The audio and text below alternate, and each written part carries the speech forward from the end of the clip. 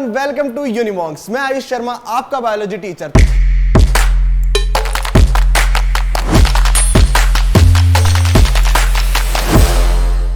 तो बच्चों, आज हम आ चुके हैं हमारी लेटेस्ट चैप्टर के वीडियो के साथ। ठीक है, प्रीवियस चैप्टर में हमने कंप्लीट किया ह्यूमन रिप्रोडक्शन, तो आज हम स्टार्ट करने जा रहे हैं सेक्सुअल रिप्रोडक्शन इन प्लांट्स। ठीक है, तो कौन कौन से प्लांट्स के अंदर सेक्सुअल रिप्रोडक्टिव पार्ट्स होते हैं, कैसे जो पोलिनेशन है वो होती है, और भी डिफरेंट चीजें हम इस चैप्टर के अंदर कंप्लीट करेंगे। तो बच्चों, आज के लेक्चर के अंदर हम कवर करेंगे फ्लावर का structure, different parts of flower, and then development of male gametophytes. ठीक है, जो मेल गैमेट्स हैं प्लांट्स के अंदर, उनकी फॉर्मेशन कैसे होती है एंड आफ्टर फॉर्मेशन उनका स्ट्रक्चर कैसे होता है। तो चलिए शुरू करते हैं आज की वीडियो को। तो सबसे पहले स्ट्रक्चर ऑफ फ्लावर। ठीक है, अगर हम फ्लावर का स्ट्रक्चर देखें तो सबसे पहले हमें आउटर में दिखती है हमारी पेटल्स दिखती हैं जो कलरफुल होती हैं, जैसे रोज की रेड होती हैं पेटल्स।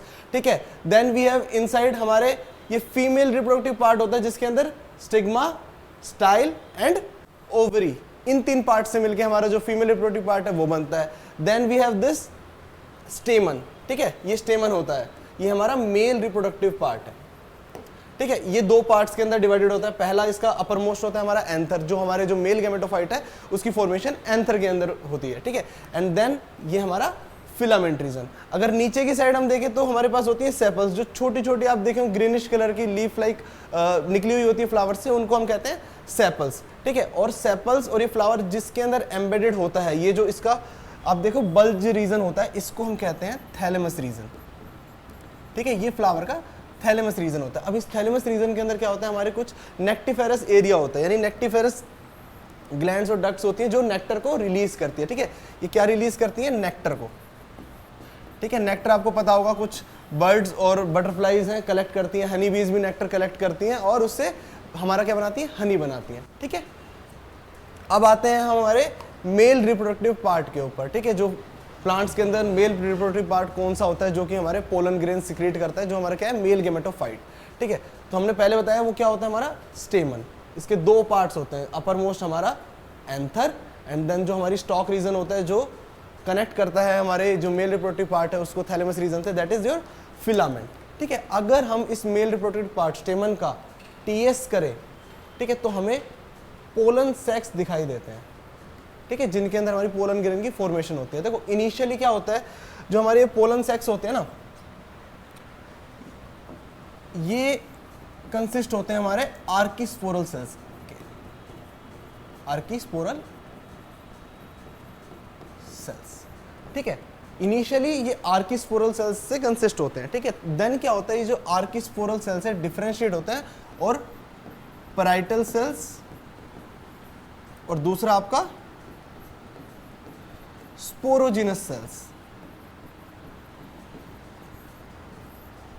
इन दो सेल्स के अंदर डिफरेंशिएट हो जाते हैं। अब जो पैराइटल सेल्स होते हैं वो फर्दर हमारी तीन लेयर्स के अंदर डिफरेंशिएट होते हैं। देखिए आउटर मोस्ट जो होती है हमारी एपिडर्मिस लेयर, देन उसके इनसाइड को हमारी एंडोथीशियम। अब इस एंडोथीशियम की क्या सिग्निफिकेंस है, इट इज फाइब्रस। ठीक है, अब फाइब्रस होती है अल्फा सेलुलोज की बनी हुई होती है। अब क्या होता है, at the time of maturation, जब मैच्योर हो जाता है हमारा पोलन सेक, तो क्या होता है, जो एंडोथीशियम लेयर होती है ना, ये फाइब्रस हो जाती है और डेड हो जाती है। लाइक इससे सारा जो वाटर है वो रिमूव हो जाता है। अब जैसे डेड होगी तो क्या होगी, ये ब्रेक होगी, और इधर जैसे आप देख रहे हो स्टोमियम की फॉर्मेशन कर रही है, जिसके थ्रू, जिस पोर के थ्रू हमारे जो पोलन ग्रेन्स है वो रिलीज आउट होंगे। ठीक है, देन इसके अंदर हमारी आती है मिडल लेयर, ये 1 to 3 सेल थिक होती है। ठीक है, ये तीन लेयर्स होती है हमारी पैराइटल के अंदर, और एक और लेयर होती है जो कि हमारी टेपेटम। ये हमारी जो 3-4 लेयर्स है, ये हमारी पैराइटल लेयर्स है। इनका इनिशियल फंक्शन क्या होता है कि ये प्रोटेक्शन प्रोवाइड करती है जो हमारे स्पोरोजिनस सेल्स है, जो हमारी स्पोर की पोलन ग्रेन की फॉर्मेशन कर रहे हैं। ठीक है, इसमें जो सबसे इंपॉर्टेंट लेयर है दैट इज योर टेपेटम। ठीक है, आगे हम इसके फंक्शंस के बारे में पढ़ेंगे। ठीक है, अब देखो जो हमारी एंडोथीशियम, एपिडर्मिस और आपकी मिडल लेयर। ठीक है, ये आपकी कौन सी पैराइटल लेयर्स हैं और किस में हेल्प करती है, प्रोटेक्शन में। पैराइटल है और किस में हेल्प करती है, प्रोटेक्शन ऑफ स्पोरोजेनस सेल्स, ठीक है, जो सेल्स हमारे पोलन ग्रेन की फॉर्मेशन करेंगे उनकी प्रोटेक्शन में हेल्प करती है, ठीक है। अब एक हमारी आती है टैपेटम, ठीक है। इस ये लेयर का क्या फंक्शन है, ये देखो, सबसे पहले देखो, ये जो हमारे स्पोरोजिनस सेल्स हैं, ये स्पोरोजिनस सेल्स, इसके जो सबसे क्लोजेस्ट जो इसके अराउंड लेयर है दैट इज अ टैपेटम, ठीक है। तो बेसिकली इसी से पता लग रहा है जो हमारे स्पोरोजिनस सेल्स हैं उनकी नरिशमेंट में हेल्प करती होगी और उनको नरिशमेंट प्रोवाइड करती होगी जो वो ग्रो कर रहे हैं, ठीक है। तो पहला तो इसका क्या हो जाएगा हमारा, ये नरिशमेंट प्रोवाइड करती है,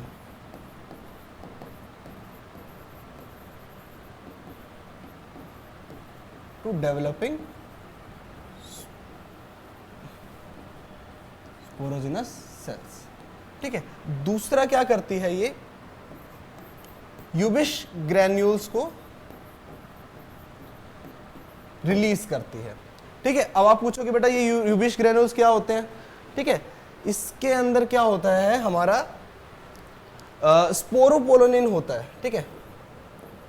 ये जो यूबिश ग्रैन्यूल होते हैं ये कंसिस्ट होते हैं हमारे स्पोरोपोलोनिन से। अब ये स्पोरोपोलोनिन की क्या सिग्निफिकेंस है, ये स्पोरोपोलोनिन हेल्प करता है आपकी जो एक्साइन लेयर है, जो आउटर मोस्ट लेयर होगी ना जो आपके पोलन ग्रेन की, उसकी फॉर्मेशन में हेल्प करता है आपका स्पोरोपोलोनिन, ठीक है। काफी रेजिस्टिव सब्सटेंस होता है, इसके बारे में हम आगे जानेंगे। और इसका तीसरा मेजर फंक्शन क्या होता है, ये कुछ हमारे जो हॉर्मोन्स वगैरह हैं जो इसकी ग्रोथ के लिए जरूरी होते हैं उनको रिलीज करती है,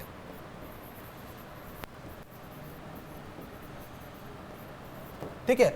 प्लस इन हॉर्मोन्स के साथ साथ ये रिलीज करती है हमारे कैलेज एंजाइम, ठीक है। ये बहुत इंपॉर्टेंट है, इसको मार्क कर लो, ये कैलेज एंजाइम। अब ये कैलेज एंजाइम क्या करता है, जब हमारे जो माइक्रोस्पोर मदर सेल है वो डिवाइड करता है तो उससे पहले उनके बीच में ना एक कैलोज लेयर आ जाती है, ठीक है।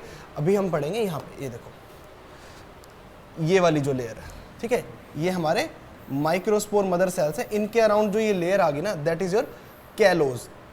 तो ठीक है, जैसे ही जो हमारे पोलन ग्रेन्स है वो डेवलप हो जाएंगे माइक्रोस्पोर मदर सेल के अंदर तो उनको रिलीज होना होगा। तो रिलीज होने के लिए उनको क्या करना होगा, ये कैलोज को डिग्रेड करना होगा, ठीक है। तो इस कैलोज को डिग्रेड करने के लिए जो कैलेज एंजाइम है वो भी हमारी टैपेटम रिलीज करती है, ठीक है। ये क्या करती है, डिग्रेड करती है द कैलोज लेयर, ठीक है। तो बच्चों ये तो हो गया पोलन सैक के अंदर का मामला कि भाई क्या क्या चीजें प्रेजेंट होती हैं, ठीक है, कैसे कैसे फंक्शन करती हैं और क्या क्या इनकी सिग्निफिकेंस है, ठीक है। तो अब हम आते हैं सबसे इंपॉर्टेंट हमारी माइक्रोस्पोरोजेनेसिस, जो कि आपके मेल गैमेटोफाइट की फॉर्मेशन होती है, ठीक है। माइक्रोस्पोरोजेनेसिस क्या है, the formation of male gametophyte,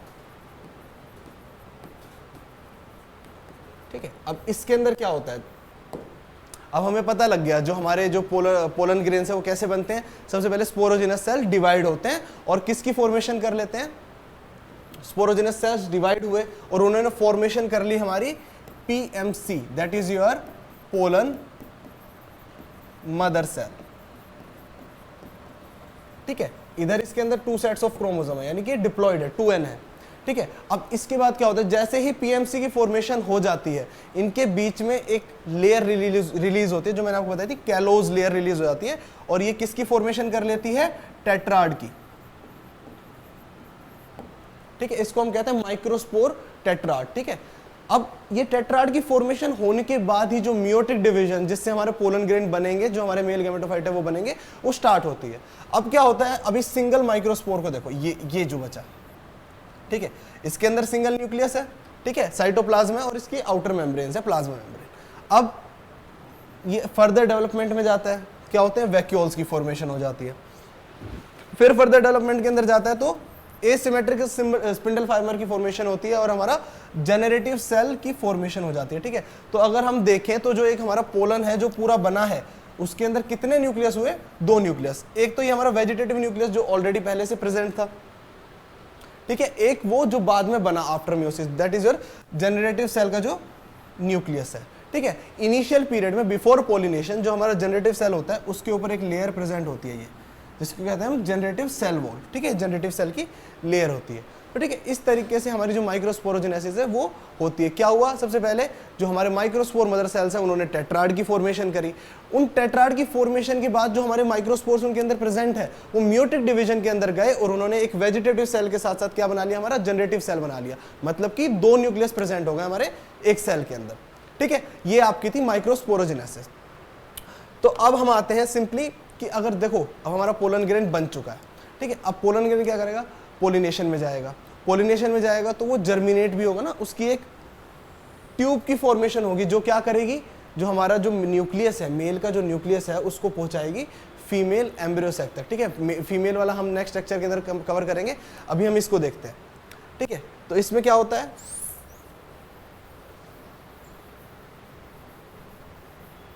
ये सभी वही स्टेप्स रिपीट हो रहे हैं। देखो क्या था, सिंपली हमारा न्यूक्लियस था, इसकी 2 लेयर बनी हुई थी, एक्साइन और इंटाइन, ठीक है। एक्साइन लेयर हमारी कौन बनाता है, हमारा टैपेटम जो सेल्स हैं वो बनाते हैं, ठीक है।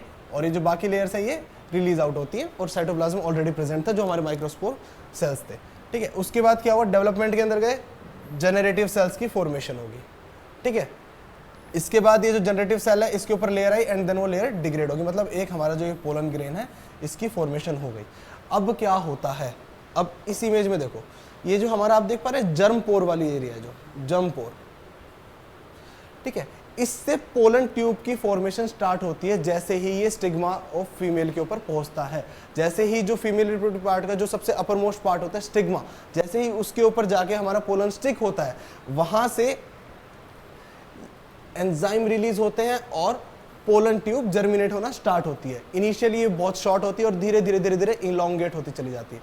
अब क्या होता है, जो हमारी इंटाइन लेयर होती है, ये वाली, ये जो इंटाइन लेयर होती है, ये कैलोज प्लग की फॉर्मेशन कर लेती है ताकि जो हमारी पोलन ट्यूब जर्मिनेट हो रही है वो कोलैप्स ना हो, ठीक है। उसके बाद क्या होता है, साइटोप्लाज्म के थ्रू ये जो हमारे न्यूक्लियस वाला कंटेंट है ये पोलन ट्यूब के अंदर पहुंच जाता है।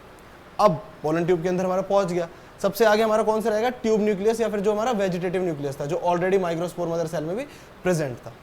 अब इस टाइम पे क्या होता है, जैसे ही पोलन ट्यूब के अंदर हमारे न्यूक्लियस की मूवमेंट होती है उस टाइम पे जो हमारा जनरेटिव सेल है ना, ये डिफरेंशिएशन में चला जाता है और हमारे 2 मेल गैमेटोफाइट्स की फॉर्मेशन कर लेता है, ये 2, ठीक है, मेल गैमेटोफाइट की फॉर्मेशन कर लेता है, ठीक है। बाद में ये जो तीनों सेल्स हैं जाके फीमेल के अंदर पोलिनेट करते हैं और उनके साथ फ्यूज हो जाते हैं। अलग अलग जो एम्ब्रियो सैक के अलग अलग जो हमारे पार्ट्स होते हैं, ऊपर वाला हमारा एग अपैरेटस, ठीक है, उनके साथ हमारे जाके क्या हो जाते हैं, फ्यूज हो जाते हैं, ठीक है। तो जैसा आपने देखा, एक बार रिकैप कर लेते हैं। माइक्रोस्पोरोजेनेसिस के अंदर क्या हुआ, आपके सबसे पहले जो स्पोरोजेनस सेल्स थे उनसे आपके क्या बने, पोलन मदर सेल्स बने, ठीक है, जो आपके पोलन ग्रेन की फॉर्मेशन करेंगे, ठीक है। उसके बाद उन्होंने टेट्राड की उसमें अरेंज हुए। बेसिकली जो ज्यादा कॉमन जो शेप होती है टेट्राड की वो दैट इज आर टेट्राहेड्रल।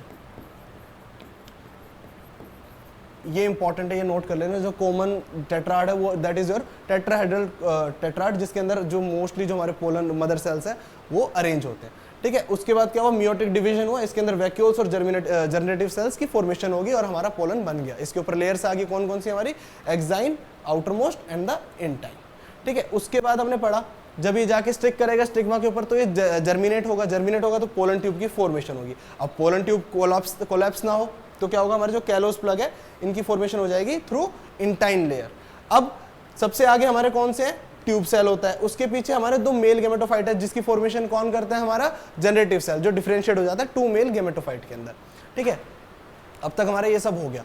अब आते हैं हमारे पोलन के ऊपर कि हमारा पोलन एक्चुअली दिखता कैसे है, ठीक है। अगर इसका हम सेक्शन देखें तो मैंने आपको बताया था सबसे पहले आउटर मोस्ट लेयर आपकी कौन सी होती है, एक्साइन, और हमने अभी पढ़ा था टैपेटम के फंक्शंस के अंदर जो एक्साइन होती है वो किसकी बनी होती है, स्पोरोपोलिन की, ठीक है। अब स्पोरोपोलिन के बारे में जानो कि स्पोरोपोलिन क्या होता है, ये बहुत ही रेजिस्टिव सब्सटेंस है, ठीक है। इसके ऊपर पीएच का, एसिडिक या बेसिक, ठीक है, टेम्परेचर का, ठीक है, या फिर किसी भी एंजाइम का कोई इफेक्ट नहीं होता। मतलब इतनी रेजिस्टिव होती है, ये पोलन को हमारे को बचा के रखती है, ठीक है। अगर आपने पढ़ा हो इस चीज़ के बारे में तो आपने देखा हो कुछ हमें पोलन फॉसिल्स भी मिलते हैं। क्यों फॉसिल्स कैसे बन जाते हैं, इसी लेयर की वजह से, ये लेयर उनको प्रोटेक्ट करके रखती है और उनका फॉसिलाइजेशन हो जाता है, ठीक है, तो हमें पता लग गया जो हमारी एक्साइन है काफी रेजिस्टिव लेयर है और क्या करती है, हमारे पोलन को प्रोटेक्ट करती है किसी एंजाइम का एक्ट ना हो। ठीक है, इसके बाद आप देखेंगे तो एक्साइन है ना, बीच बीच में ब्रेकेज है इसके, जहां पे हमारा है जर्म पोर, जिसके थ्रू आपका जो पोलन ट्यूब है वो जर्मिनेट होती है। ठीक है बच्चों, अब हमारी इनर लेयर पे आते हैं, that is your intine layer. ठीक है, इंटाइन लेयर इज नथिंग, ये पेक्टोसेलुलोज की लेयर होती है। ठीक है, नथिंग, पेक्टोसेलुलोज लेयर होती है, आउटर मोस्ट कवरिंग होती है हमारी पोलन ग्रेन की। अब आते हैं पोलन के अंदर, सिंपली एक डेंस साइटोप्लाज्म प्रेजेंट होता है। ठीक है,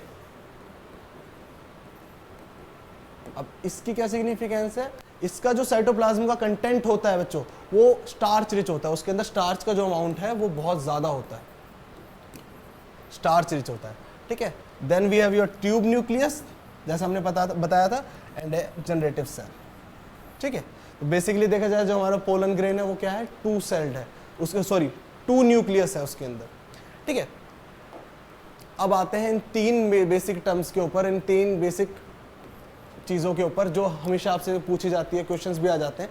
सबसे पहले आते हैं हम पोलन वाइबिलिटी। ठीक है, पोलन वाइबिलिटी क्या होती है, ये टाइम पीरियड होता है वो जिस टाइम पीरियड के दौरान जो पोलन है वो हमारे जो स्टिग्मा है उस पे जाके स्टिक करे और जो हमारा फीमेल रिप्रोडक्टिव पार्ट है उसको पोलिनेट कर सके। ठीक है, कुछ नहीं है, it is the time period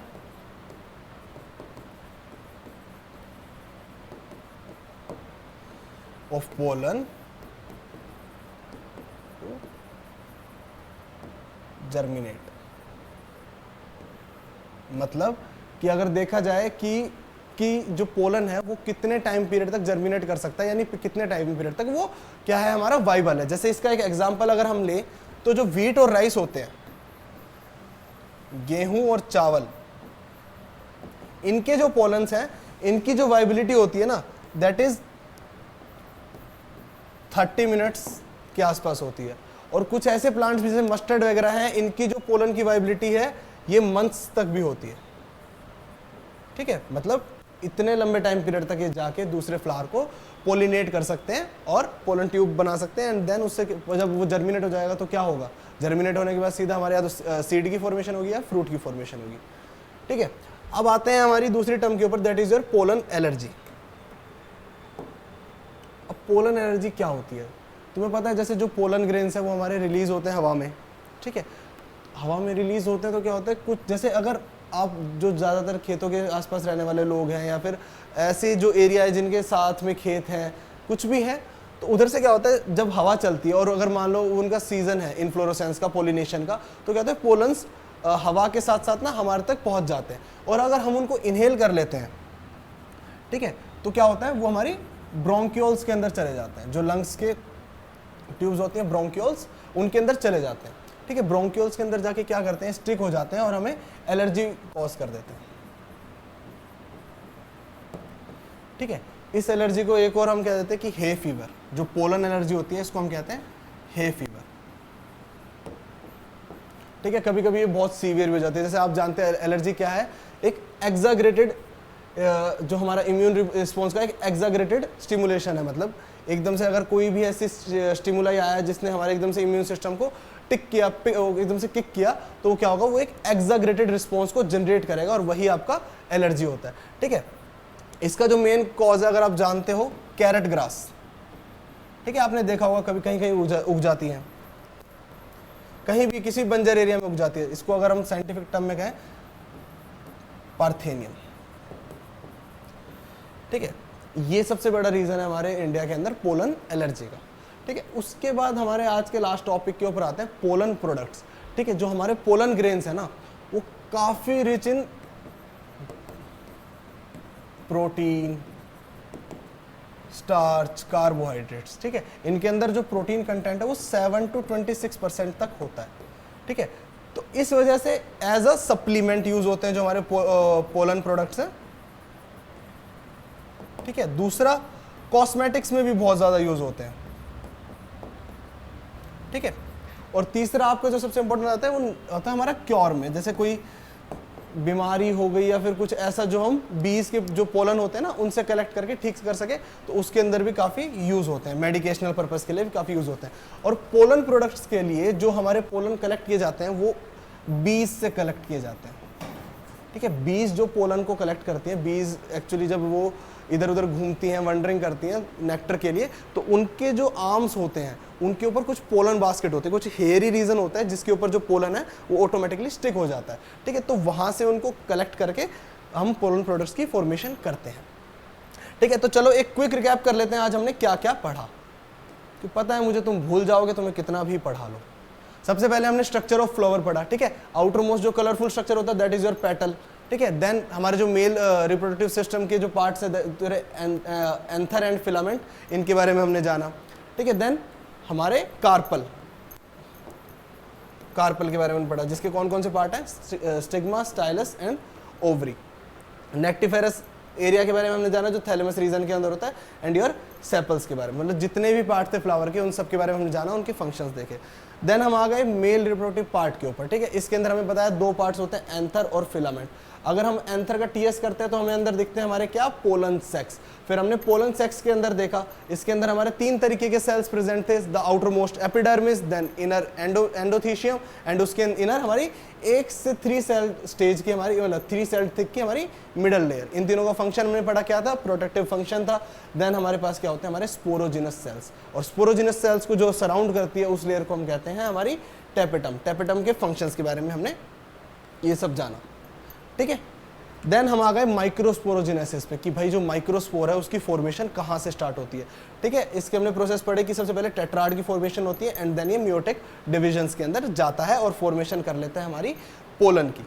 ठीक है, उसके बाद में हमने पोलन जर्मिनेशन के बारे में पढ़ा कि कैसे जर्म पोर जो होता है उसके थ्रू हमारी पोलन ट्यूब की फॉर्मेशन होती है, और पोलन ट्यूब के अंदर कोलैप्स ना हो तो हमने एक्साइन कैसे, इंटाइन कैसे कैलोस प्लग की फॉर्मेशन कर लेती है, and your male gametophyte that is differentiated from the generative cell. ठीक है, देन हमने स्ट्रक्चर ऑफ पोलन पढ़ा, किस पोलन के क्या क्या स्ट्रक्चर हैं और किस किस चीज से बने हैं। ठीक है, एक्साइन के बारे में पढ़ा, स्पोरोपोलनिन से बनी होती है, काफी रेजिस्टिव लेयर है। देन हमारी इंटाइन, पेक्टोसेल्यूलोज, देन हमारा जर्मपोर जिसके थ्रू हमारी जो पोलन ट्यूब है वो जर्मिनेट होती है।